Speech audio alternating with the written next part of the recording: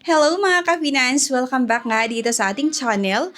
At kung plano mong bumili ng bahay ngayong taon, okay? Isa sa pinakamalaking tanong na siguradong pumapasok sa isip natin, lalong-lalo kapag sa mga nag-iisip na gustong mag-housing loan, no? Mas maganda ba ang housing loan sa Pag-ibig o di kaya'y sa bangko? Marami kasi yung mga first-time home buyers ang nalilito dito dahil nga pareho silang nagpapautang para makabili ka ng bahay. Pero, ang hindi alam ng marami, malaki ang pagkakaiba nila pagdating sa requirements, sa interest rate, yung approval process, and then yung monthly amortization at pati na rin sa mangyayari kapag nahihirapan kang magbayad. Kaya nga sa video na ito ay pag-uusapan natin ng detalyado, no? In details talaga para 'di ba at least magkaroon lang din kayo ng idea kung nagbabalak nga kayong mag-housing loan. Paano nga ba gumagana ang Pag-ibig housing loan? Then paano nga din ba gumagana ang bank financing? May mga advantages kasi at disadvantage ng bawat isa. Saan nga ba tayo mas makakatipid at para kanino talaga ang Pag-ibig at para kanino naman ang bank financing? Unahin natin ang Pag-ibig, no? Ang Pag-ibig Housing Loan ay programa ng gobyerno para matulungan ang mga Pilipino na magkaroon ng sariling bahay. Pwede itong gamitin para sa una, yung pagbili ng house and lot. At yun yung karaniwan. Siyempre, sa amin meron kaming ganon.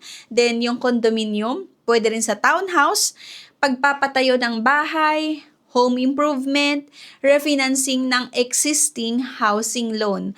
At dahil nga government-backed ito, no, mas affordable kung i-compare talaga natin sa commercial banks. Kaya maraming mga OFW, yung mga empleyado at self-employed individuals, ang unang tinitignan ang Pag-ibig kapag bibili ng bahay, no? Sa bank financing naman, direkta kang uutang sa bangko. Halimbawa, kay BDO Unibank, pwede rin sa Bank of the Philippine Islands or sa BPI, pwede rin Metrobank, Security Bank, and sa ibang mga bangko pa na merong mga ino-offer na housing loan.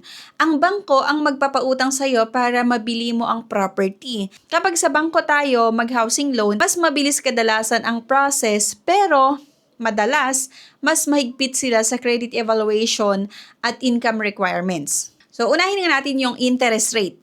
Ito ang isa sa pinakamahalagang factor. Maraming tumitingin agad sa monthly amortization, pero nakalimutan nilang tignan yung interest rate, no? Sa Pag-ibig kasi, kadalasang mas mababa ang introductory rates nila. Pero kasi tandaan natin na hindi ibig sabihin na mababa ngayon ay mababa na habang buhay yung interest. May repricing period din ang Pag-ibig. Kapag natapos mo ang fixing period, pwede ring mag-adjust ang interest rate depende sa market conditions. Sa bank financing naman, minsan may promo rates na sobrang baba sa unang taon, pero pagkatapos ng fixing period, maaari ring tumaas ang interest ni bangko. Kaya huwag tayong basta-basta tumingin lang sa advertised rate.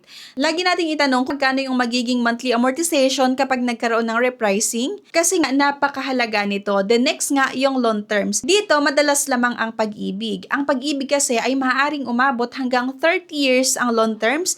Ibig sabihin mas haba ang panahon mo sa pagbabayad.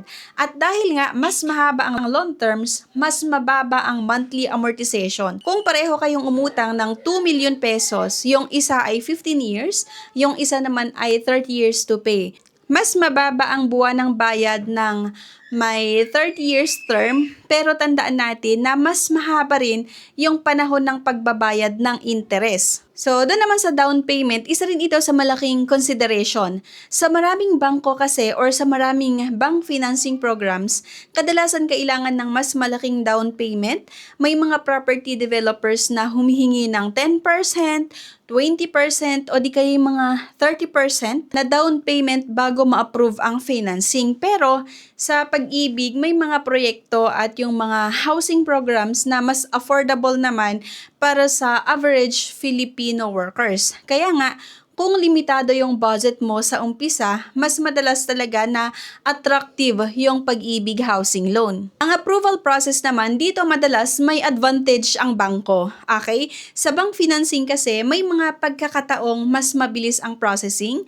kung kompleto yung requirements at magandang income profile mo, minsan ilang linggo lang, no, ay may mga resulta na talaga.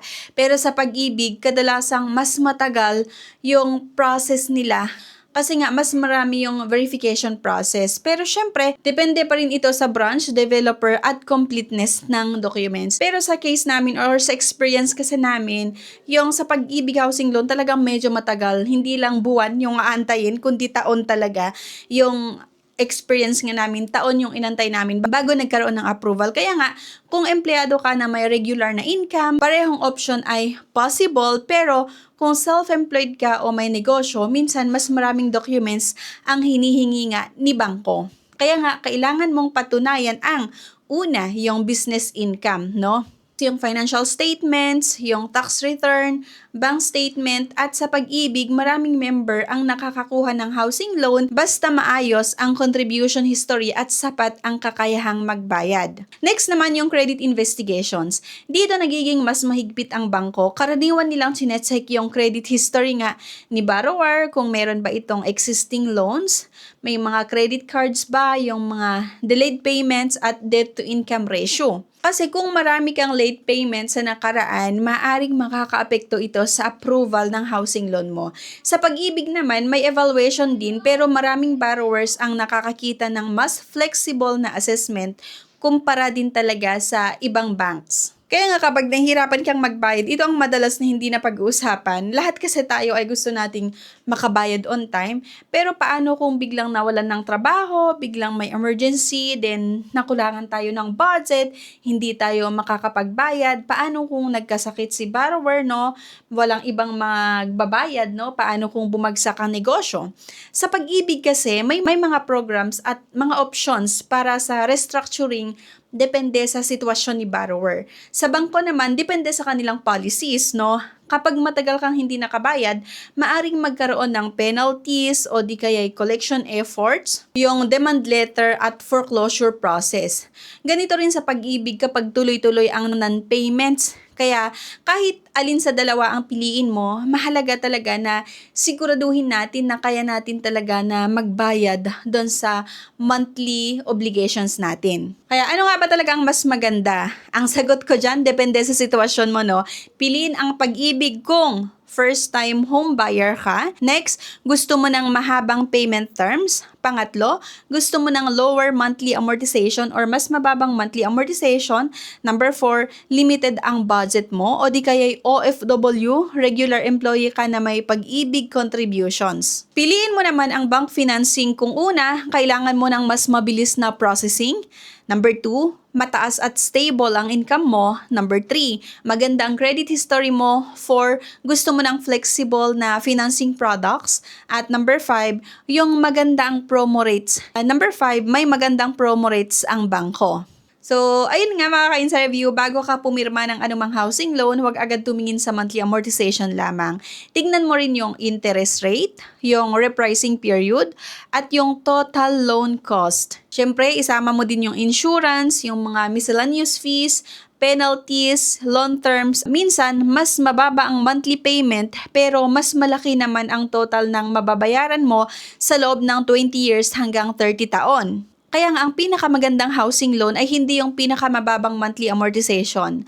Ang pinakamagandang housing loan talaga ay yung kaya mong bayaran ng tuloy-tuloy kahit may dumating na financial challenges. Kaya nga, sana kung nakatulong yung video na ito sa inyo, huwag niyong kalimutan na i-like, i-share, at mag-subscribe na rin at i-comment sa baba kung pag-ibig ba o bank financing. Okay, so salamat sa panonood at magkita tayo sa mga susunod na videos. Thank you! Bye!